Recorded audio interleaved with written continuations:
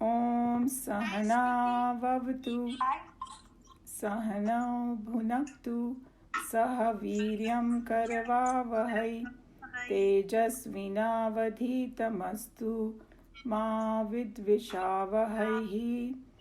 Om Shanti Shanti Shanti. Hari Om Shri Gurubhyo Namaha. Hari Om.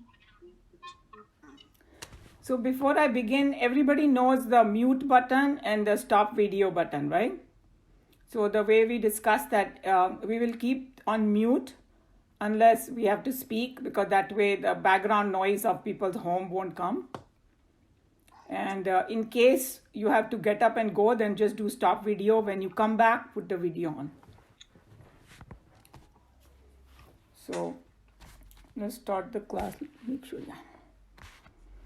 So before I go, since we record, so I want to make sure that I don't say anything which is not true. And last time I gave a wrong chapter number for one of the verses. I said chapter 17. Actually, it is chapter 10, verse 42. When I was listening to the thing, I said, oh my God, I said it wrong. I said, better correct it. And that was in the context that this whole cosmos is just a small fraction of that ultimate reality. Bhagwan said that. He said it in chapter 10, the last verse, just to make correction. And the other thing I wanted to say,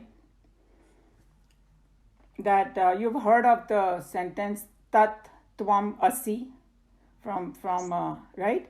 Whoever has heard, just do this so I have a little idea. Okay, about half of the people. So what it means is you are that. And that means Bhagwan or the substratum or consciousness, any name you want to give, that ultimate reality, truth. So that's indicated by that.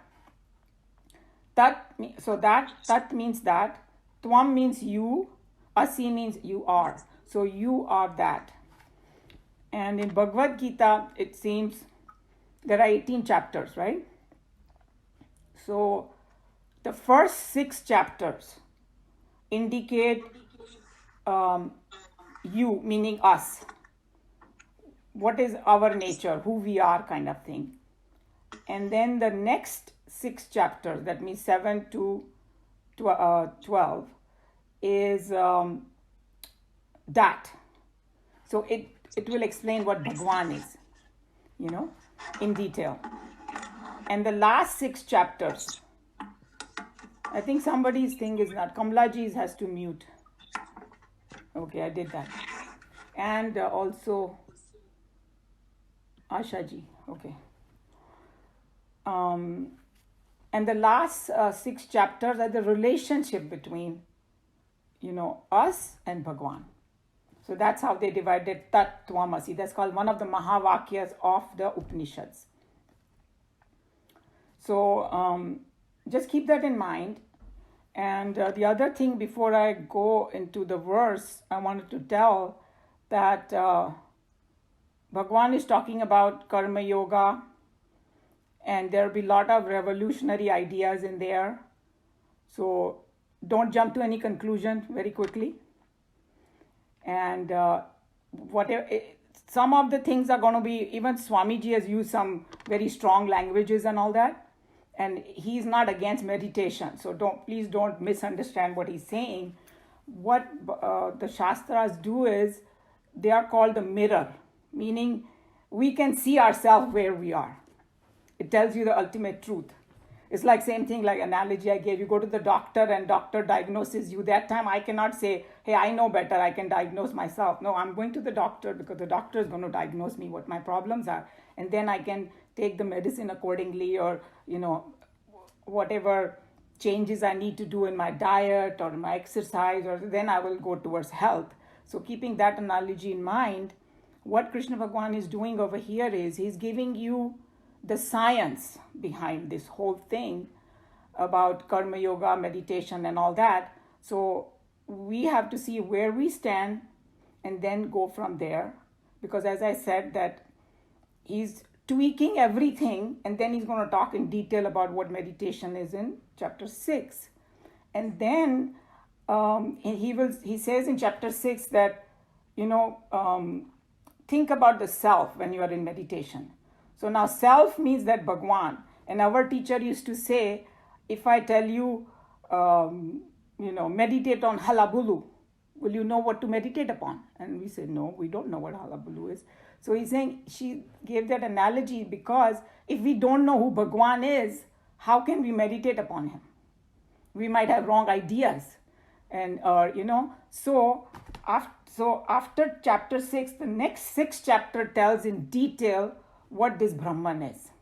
And as we go and learn, then our meditation becomes more and more fruitful, because now I know how to detach myself from the world and how to attach to the higher, or think about Bhagwan. And then bhakti comes afterwards. And the relationship of bhakti and knowing Bhagwan is, I cannot really love someone until I know about them. Is that true in general world life also? I cannot say, oh, go love this person. I don't know who that person is. But as I come to know them, I appreciate their qualities, their, personality. This is just worldly example I'm giving. I fall in love. It can be not necessarily romantic love only, but it can be, I love this person because I admire that person or something, that way. What about the love at first sight? Huh? What about the love at first sight? That's called puppy love. That only happens in movies. I'm sorry. Unless there's some previous life connection, then it can happen. Okay? So have you started recording? Yes. Thank you, Joe. I have. Let me make sure. Yeah. So, basically, so what it is, as we learn about Brahman, our meditation gets better because now I know what to concentrate upon. And I fall in love with Bhagwan, meaning my bhakti increases. And then in chapter 11, when उन्होंने विश्व रूप दर्शन दिया ना, उसके बाद अर्जुन की भक्ति फूटी एकदम. And you will see the prayers that he did. Because उसके पहले it is just words, or emotionalism or something, So bhakti is truly when I feel with my every pore, oh my God, I'm so lucky to be, or something, something like this, like just completely feel it with everything in me. So that is the whole context over here. So one of the Swami said that to really appreciate the Gita, you have to comprehend it in its entirety. And, because I started studying like maybe 20 years ago, I saw that how in the beginning I was also confused, and how slowly when you continue, your clarity happens. But so if whoever has studied it will see that it will get enhanced when you study again. And if you have not studied it, then have a lot of patience, because some of the terms that he has used over here, it might sound a little confusing. And the reason he used those words, because we had discussed that Arjun already had studied the entire Shastras. So he was familiar with it. But Krishna Bhagwan redefined them for him in a way which was the correct definition. Because over time, this definition gets corrupted and people make their own likes and dislikes in it and things like that, and mess it up, everything. So he had to, and that's why, if you see the Kaurav and Pandavas, everybody was talking about dharma over there, right? Upholding the dharma. But still they did so many mistakes because their definition of dharma had become totally confused, So that's why this revolution had to take place in the form of Bhagavad Gita, where Krishna Bhagwan is clarifying everything. So there are a few words that are going to come in the next 2 verses. So I will try my best to explain them, but in case somebody doesn't understand, have patience, because in chapter 4, he goes very much in detail about what that means. And, one is like Akrama, and the Joe was talking about it last time also, and I could see Joe saying, I don't know how to explain it, because it is a difficult term. But as we go learn it, it will get clear what Akrama is. So with that background, Let's go. Remember, we did not finish. Like that actionlessness. Yeah, so there are many words, but to get the complete import of that word, it takes a little time. And he will open it up in many different ways. So whoever did not understand completely, don't worry, a lot of other things are going to come. That's all I'm saying. And don't jump to conclusion very early on. That's all. So we were doing, we had to finish Swamiji's commentary on verse 4, right? And we, I have a comment. I Huh. like your definition of these 18 chapters. I never heard that before. say that again. The 18 chapter, the way you described them, Mm-hmm. was beautiful. And one thing I remember, after the Virat Roop, Arjun apologized to Krishna that all this time I thought you as a friend. I didn't really respect you. Right. So, He did. all this time, he didn't think of him as God, really. Because, imagine if somebody, you grew up with that person and you had, played with them and you ate together and you had parties together and all that. So you take it for granted. So in his heart, he somewhere knew that Krishna is very wise and everybody respects him and all that. But he didn't know the complete picture of who he was. And he thought he was wise. That's why he surrendered to him. So, but बीच में obviously, जब उसको पता चला कि my God, he's like the Brahman personified. That's when he just was shocked that, so all that is going to come. It's very exciting. The later chapters, I love them because they're so dramatic and it's just amazing. It's amazing poetry there too. So, but we have to go through all this to reach there. But once you have that set of books, you can always read it, yourself also. Yeah. Anything else, Joe? Shall I go forward? That's great.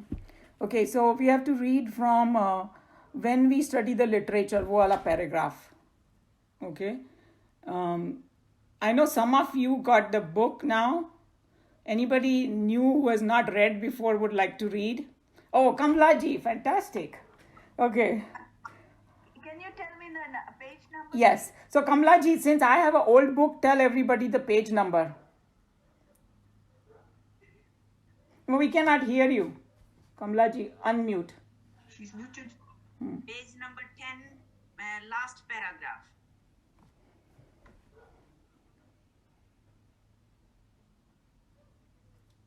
Start? Yeah. Okay. When we study the literature more exhaustively, we come to understand the spatial import in which this term is used. Its psychological analysis is so staggeringly self-evident that having known it, much of our misunderstandings of their own accord retire from us immediately. So let me tell you what he's talking about because I know we start reading in the middle, so we might be confused. He's talking about the word actionlessness. Okay, akarta, actionlessness. So he's saying that Krishna Bhagwan is using that word actionlessness, and we had discussed in detail. If you take a literal translation of that meaning, like koi kaam dhaam mat karo. So he's saying that Swamiji said, oh my God, he was also horrified when he heard. He said, कि ये वेदांत सबको क्या lazy बनाने वाले हैं क्या? Like, when you have not studied the whole thing. But then he's saying that once you understand the special import, its psychological analysis is so staggering, sorry, I can't even say that word. Yeah, thank you. Self-evident that having known it, much of our misunderstanding of their own accord retired completely. Means once we know what it is, like Joe was saying, that he understands that term so well that he just wants everybody to know that word. But it's going to take a little time, that's all.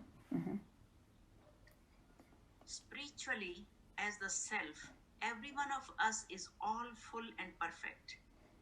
But due to our ignorance of this spiritual experience, we entertain in our intellect unending desires, each of them being our own intellect's attempt to fulfill itself. It is very well known that we desire things that are not already with us in full. or in a satisfying quantity. As the desires in us, so are our thoughts.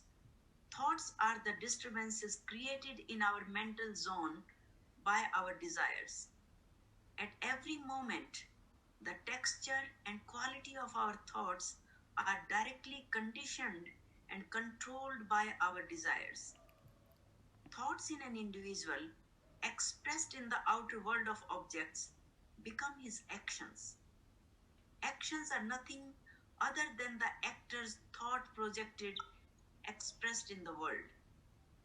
Thus, in this chain of ignorance constituted by desires and actions, each one of us is caught and bound. So here he's telling you the whole science of why action happens. Because remember, I think कमला जी आपने बहुत पहले पूछा था कि भाई what makes us do things, right? हम लोग जो ये कर लूँ वो कर लूँ, कहाँ से आता है वो? So it's come from our impressions from the previous life and all that. That's one. There are different aspects to this whole question. One of them is because we are spiritually ignorant.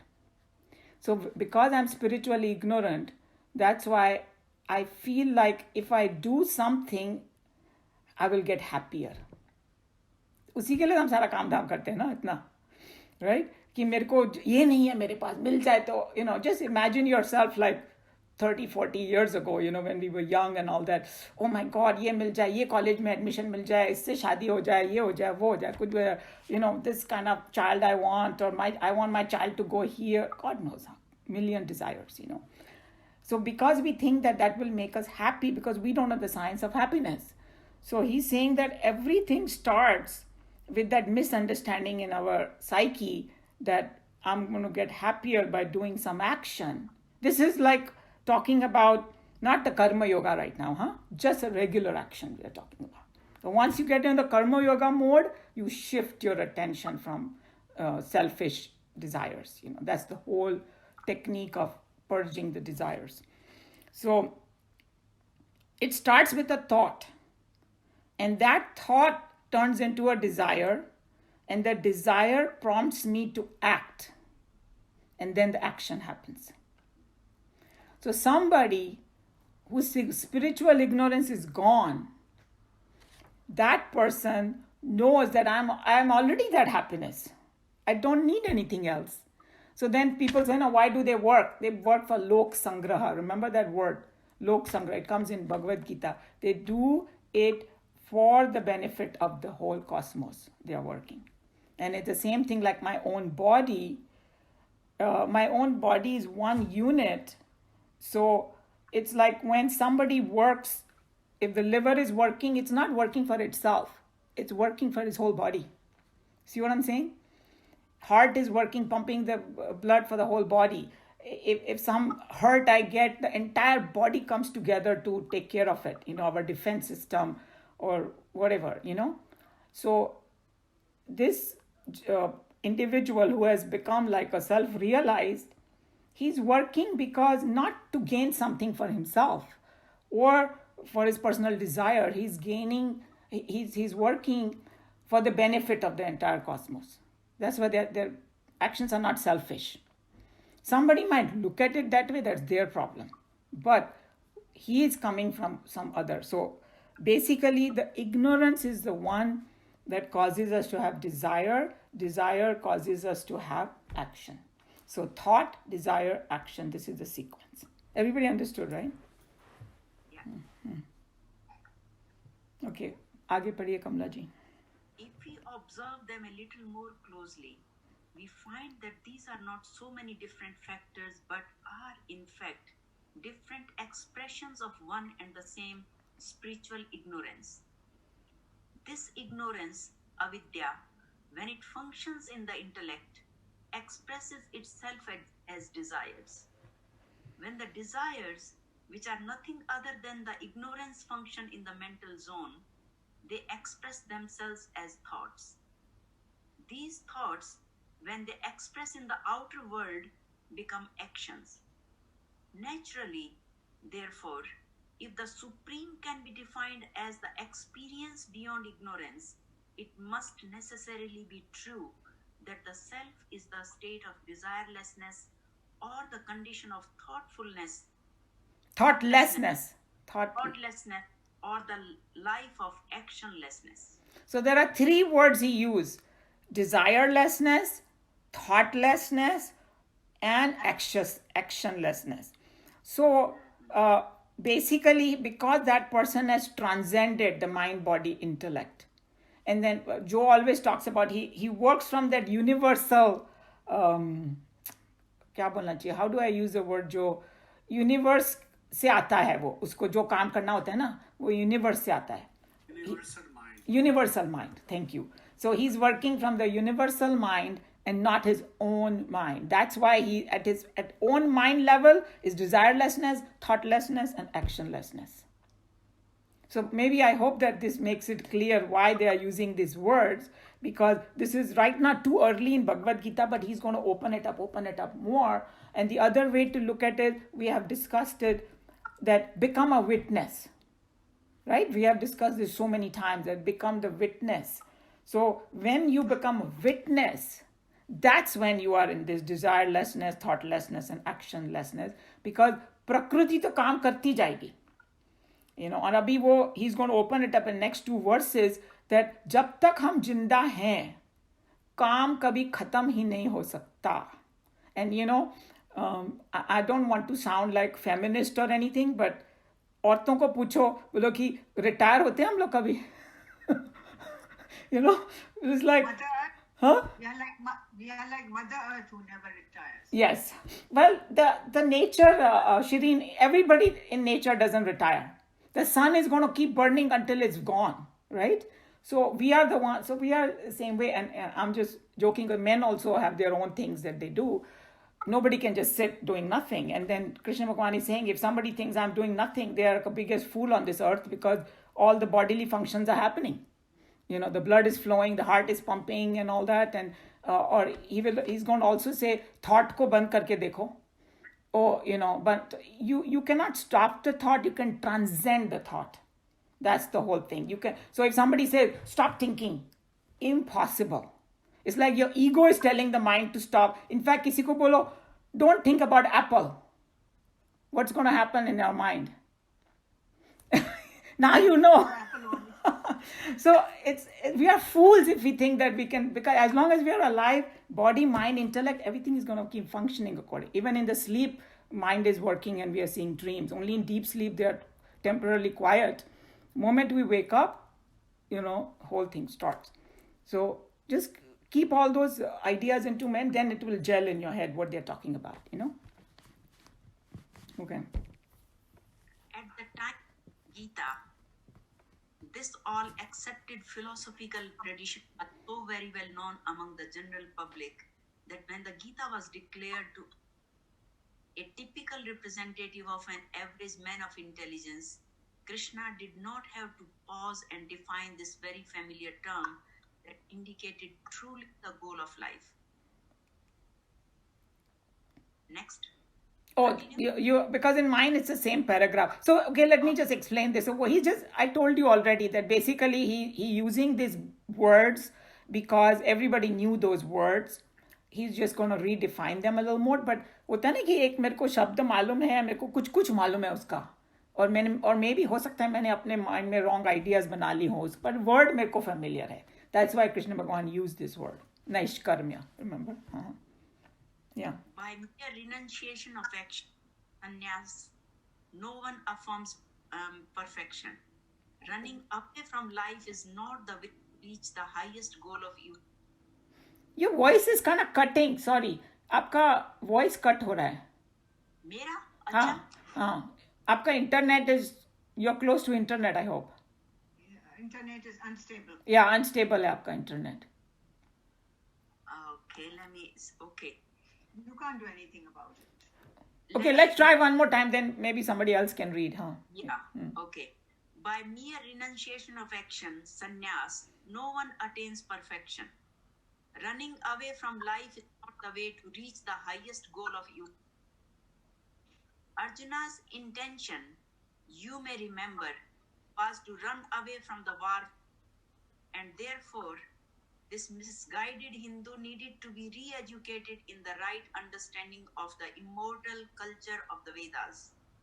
For this purpose, the divine song was given by Krishna. So here now he's very clearly he's saying that running away from life is not called sannyas. मैंने तो संन्यास ले लिया है. Lot of dhongi sannyasis are there too, who I like one dristant very much. There was one sadhu, वो सब कुछ उसने छोड़ दिया. हाँ, फिर वो एक पेड़ के नीचे बैठने लगा, अपना कुछ मेडिटेशन वगैरह करने के लिए. फिर एक दिन क्या हुआ कि वो थोड़ा इधर उधर चला गया था, मे बी भिक्षा लेने गया होगा, कोई और साधु आके बैठ गया वहाँ पे. तो वो आके बोलता है ये तो मेरी जगह है, उठ यहाँ से. So see what I'm saying? He got attached to that place. So that's the kind of sannyasa he's warning you against, that don't have this kind of false thing just because you wore those clothes and sitting under a tree that you become a sannyas, or oh yeah, I have dropped everything, I have given up everything and all that. That's not called sannyas. And then Arjun को भी वो ये सन्यासी बनना बहुत अच्छा लग रहा था वो टाइम पे, because then he could run away from the war. So what does it tell us? That hey, whatever my life is, I can still keep doing that if it is necessary to do it, and I can evolve. Because somebody was saying that how Arjun's killing people became the what should I say, a means to rise in his spirituality. Such a horrible act, and not killing ordinary people but his own, but because he was doing in a karma yoga mode. He was not doing it for his personal gain. And the moment he started thinking about personal gain, that's when he had the Arjun Vishada Yoga ho gaya usko. Oh, I can't do this, I can't do this. वो अपनी duty भूल गया and all that. So those are the take for us, that you don't need to change anything, you don't need to run away from anything. Whatever your plate, God has put things in your plate, you can do that and evolve if you have the right intention and do in the karma yoga mode. So somebody else, you want to finish? Okay, there is only one paragraph. Go ahead. Through action to a purification of the inner instrument, applying which the seeker walks the path of knowledge to reach ultimately the spiritual destination of self-rediscovery, is in a nutshell the technique of self-development is indicated in Vedanta. Hence, it has been often quoted by all great writers of Hinduism. So, through action to a purification of inner instrument. So, what does karma yoga do? He's telling you, जो हमारा inner equipment है, intellect and mind, that gets purified, and then the path of self knowledge dawns upon us. So like last time when Joe was saying, I don't know how to make you guys understand. So basically we'll understand when our mind gets purified. So as we are studying the Bhagavad Gita, as we are doing the karma yoga, अपने आप धीरे धीरे वो deeply जाएगा हमारे mind में कि what is akarta and all that. Until then, we have to keep doing it. So it's like, and I gave the example of the doctor. You go to a doctor and you tell him, just give me one medicine real quick and I want to get better tomorrow. He's going to say, no, you have to do this and this, then you will get better, Take change your diet, do the exercise and all that. It's a lot of hard work. So same way over here, I cannot jump to, I can just sit and meditate and boom, I'm going to become, self-realized. That's not going to happen, because we are full of vasanas, full of desires, and full of ignorance. So we have to first cleanse that, and then it will dawn upon us what truly it is, and then it will become easy, and then it will become fruitified. That's what he's saying. Okay, the last linking paragraph. Kamlaji. For which reason, then, does a person not attain perfection that is free from activities by mere renunciation accompanied by knowledge? Unaccompanied by knowledge, huh? Unaccompanied by knowledge. The reason thus asked for is given as follows. So he's just saying that, without knowledge, if you become sannyasi, then it's going to be a problem. First you got to understand everything, and then. So the next verse is a complete science. So when they say Vedanta is not against science, this one is going to prove, because पूरा science छुपा हुआ है दुनिया का इसके अंदर. Okay. So the verse is verse 5.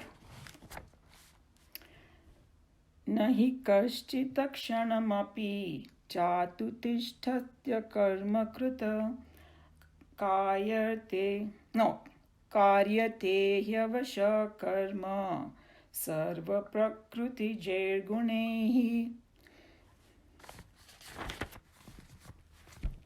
No is not, he is indeed, kaschita, anyone, kshanam, a moment, even for a moment, that's what, api is even, jatu, verily, tishtati, remains, akarma, krut, without performing action, karyate is made, he is for, avashaha, helplessly, karma, action, sarvaha, all, prakriti jaihi, born of prakriti.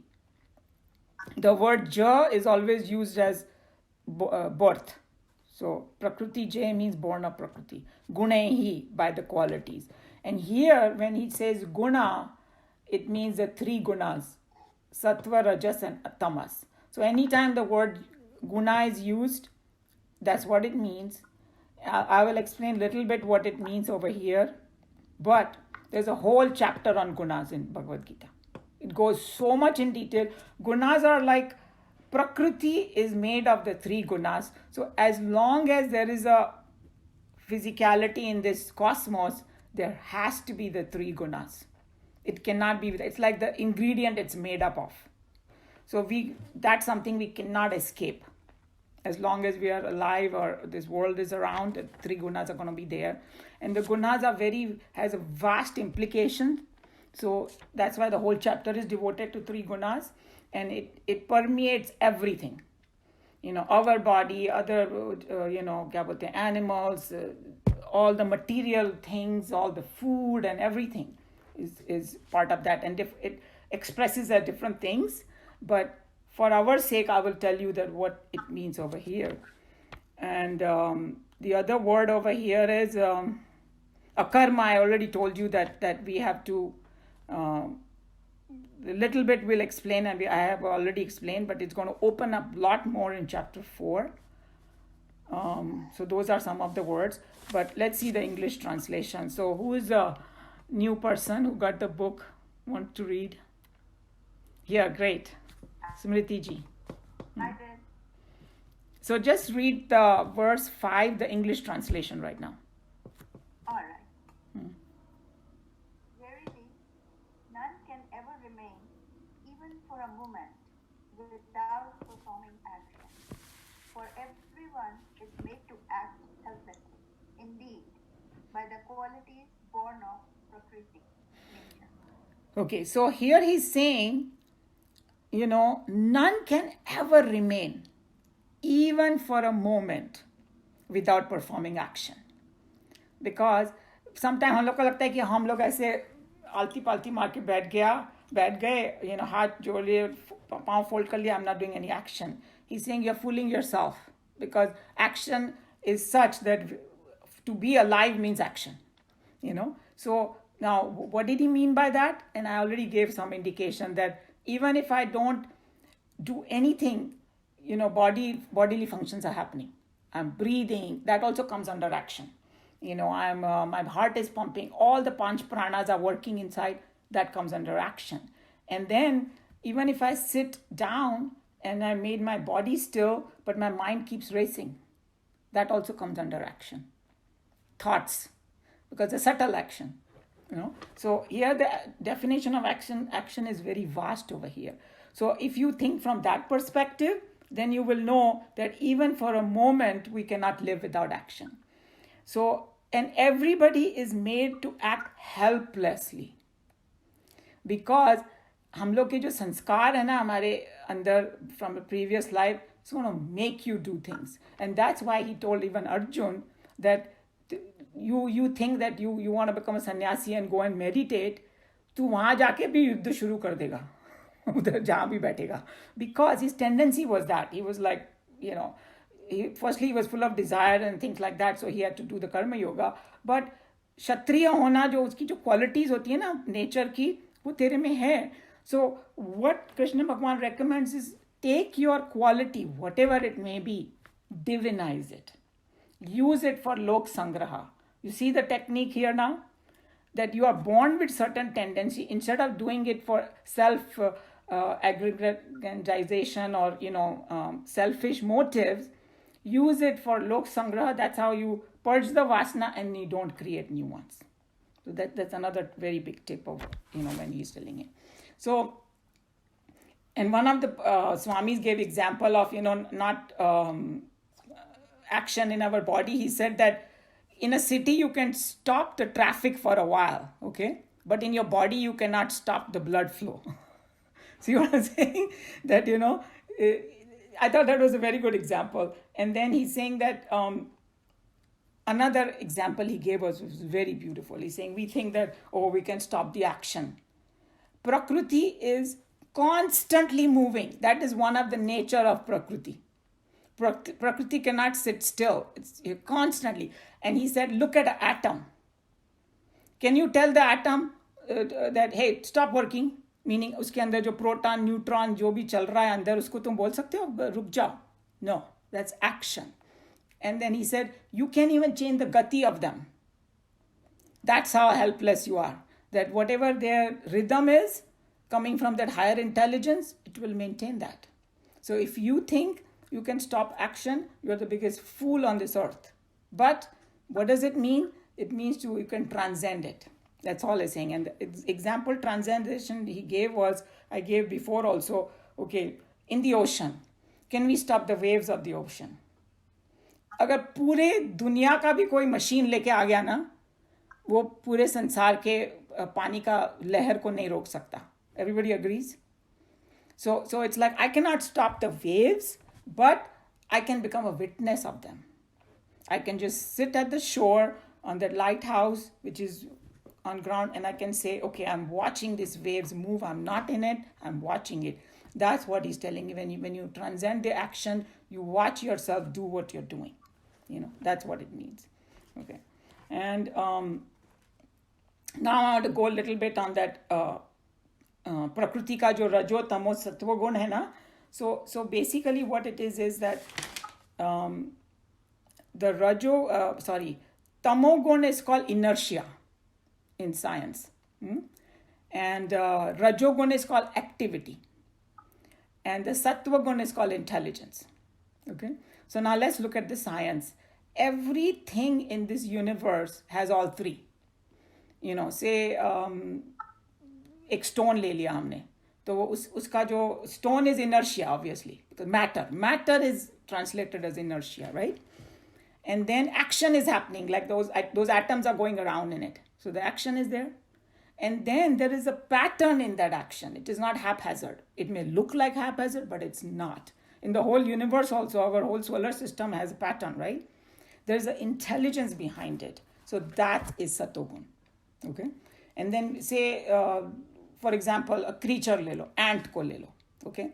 Ant has a matter. It's made up of matter, all the Panch Bhutas. That's the inertia, or that's the Tamogun. And then it has activity. Ant ki activity, we know in San Diego, we see ants a lot. And luckily in this house, I don't have it, but when we were in an apartment, so many ants used to come and I couldn't stop them. And somebody said it's a San Diego problem, the ant problem. But anyway, ants do so much activity, that they keep going, they make things, and also there's activity. That activity is not haphazard. They can build their ant hill. Somebody was saying that ant hill is like a tall skyscraper. That imagine, इतनी सी ant है और इतना बड़ा ant hill बना लेती है. And then it is उसके अंदर उसका पूरा pattern है. और bee को देख लो, कुत्ती को भी देख लो. All three things are there. So just remember that that's how this Prakriti is made. And since it is made up of those things, you cannot stop action. And the other thing is our own sanskaras. We are born with sanskaras, and the sanskaras will push you to do action. And no matter what somebody says, it will keep doing that. So those are the things which propel the action. So with that background, we can go and read Swamiji's thing, and he will clarify a little more stuff. And the other very interesting thing, one of the Swamis pointed out, I thought I'll share it with you. He's saying that जब हमारे में तमोगुण ज़्यादा हो जा, because गुणों का ये है, तीनों गुण हमारे में होते हैं हमेशा, as long as we are alive, right. But उनमें एक खासियत है कि जब एक गुण प्रधान होता है, means it expresses more, the other to get into the background. So when I'm feeling very, clear in my head, and Satogun is active in me, and I feel like, meditating, and I feel like being very nice to everybody and sweet and all that. And Rajogun is when I want to do this action, that action, run here, run there, that is means Rajogun pradhan ho gaya mera, baki thode background mein chale gaye. Tamogun is I don't want to know anything, I just want to lie down, I just want to sleep, please get away from here. Remember we get into that mode when we are sleepy and all that, tab tamogun pradhan ho gaya, other two are gone in the background. So jab tamogun pradhan hota hai na, to we go close to the matter. Earth is matter. So bola ki we start lying down sitting, matter attracts matter kind of thing. So tamogun mein we become lazy and go more to the ground and flat ho jate hai pura. When we lie down, we are closest to the ground. So that was a very good way to remember what tamoguna is. Okay, any question on what I just said? I have something to say. According to my book, it says the sattva is the positive or elevating energy, and rajas is neutral or activating, and tamas is negative. So if you are in a tamasic activity, that means you're unhappy and you're abnormal, or you're doing evil activities. And rajasic is energizing activities. This makes one person normal, and you're disciplined in your mind and in the body. And sattvic, when you're in the sattvic mode, then you're doing more spiritual activities, and you're trying to awaken the God consciousness in you. True. So you can remember, like, the sattvic is positive, rajas is negative, and rajas is neutral or activating, and tamas is negative. So there is one danger in doing what you just said very early on, that, like I said, we cannot get away from all three. So this whole chapter of the gunas is very, very vast, and we have to understand in the right context. So if we put it in a negative or positive box, there'll be a little problem, because that's why one of the Swamis explained the way I did. I thought that was very beautiful, that all three are there. What you are saying is that we have to increase the sattva to gain knowledge, and that's why the other two becomes a little negative, in a sense कि we want उसको हम background में रखना चाहते हैं. फिर जब हम not like that, all three are there. So when you're in unhappy mode, then you know you're in tamas mode, okay, you do something about it. Yes, okay, from that perspective, true, whatever you said is true. And as I said, that somebody wants to study this ahead, then there is a whole chapter on this. Chapter 17 is on gunas, so you can very much in detail. If somebody has 99% tamas, he enjoys his tamas, so he's never unhappy. Then you can say that he's like in a like a mode. There's a collective tamas going on now in USA, USA is very rajas actually, because everybody is running. Ask anybody, whether a 5-year-old child or a 95-year-old, he says, I'm very busy. That's rajas, Tamas is like certain parts, like when I went to one of those countries, I forgot the name. What is that one island is there that America owns? It's not coming to me. There's a beach and all that. Everybody lazy. You know why? Because America gives them aid, so they don't work. They just lay on the beach, and that's tamas. Is it Puerto Rico? Puerto Rico, yes, Puerto Rico. True. So that's what there are. Boliye Kamla ji. I explain this with the chakras. We have 7 chakras in our body. Mm-hmm. So the bottom 3 chakras are tamas. Mm-hmm. Our Manipur, Mooladhar, Swadhisthana, and Manipur, they are mostly tamas. Mm-hmm. And then comes our Anahat chakra and Vishuddhi chakra. They are mostly Rajas. And then comes our Agya Chakra and Sahasrar Chakra. They are mostly Sattva. Satguna. Very nice. That's Yeah. So you will so see that this topic is so vast. So we can have 2 or 3 classes, but don't worry, it's coming. A lot of it is coming. So for our purpose right now, just remember that Prakriti is made of 3 gunas. We cannot get away from it. Yes, it's a good idea to have the sattva in the front and other 2 in the back. That's all. Okay. So any other thing before we read Swamiji? All right. So who was reading it? The only comment is that God is beyond the 3 gunas. Yes. yes. We have to transcend the gunas, and that's why we keep talking about transcending. But the jnani knows that the action is happening in the 3 gunas. Right. Okay, that's what. So he's not stopping the action. He's being aware and has a complete wisdom in him that these whatever I'm acting, it is acting in the Prakriti. So that's why he doesn't get deluded by the gunas. उसको कभी negative भी गुना आएगा तो उसको वो देखेगा, उसको बोलेगा oh my negative gunas are coming, and that will come in when the chapter comes on guna. Krishna Bhagavan will explain that he becomes a witness of the gunas. So it's not like the sadhu sant never feel lazy. They also feel sometimes lazy. They will also sleep. It's necessary to sleep, to